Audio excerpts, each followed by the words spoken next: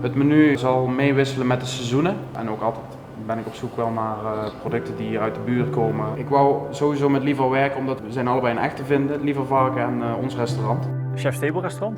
Dus dat betekent dat we geen tafels hebben. Daar komt de naam natuurlijk ook vandaan, No Table. Het mooie is dat we hier de gasten echt mee kunnen nemen. Het is heel transparant.